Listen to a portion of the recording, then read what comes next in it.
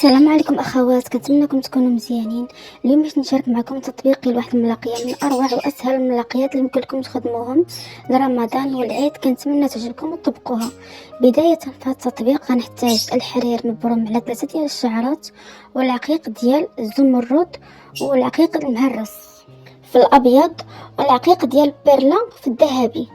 بدايه كنثبت الحرير على الثوب كما هو مبين في الفيديو، وكناخذ العقيق بهذا التسلسل.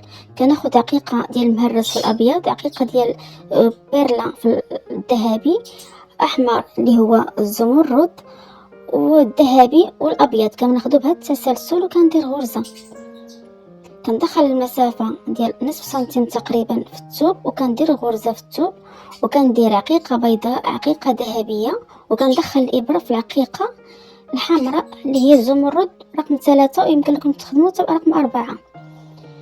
كندير عقيقه ذهبيه، عقيقه بيضاء، كندير غرزه، وكندخل الابره في العقيقه الاخيره. كندير 3 ديال العقيقات من بعد ديال الزمرد وبيرلا. كنظن الفيديو شارح نفسه.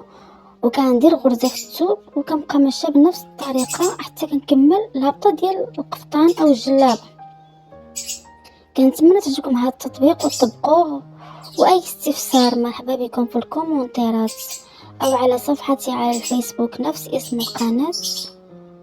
وكنتمنى تطبقوها، واذا عجبتكم ما تنسونيش من خالص دعائكم.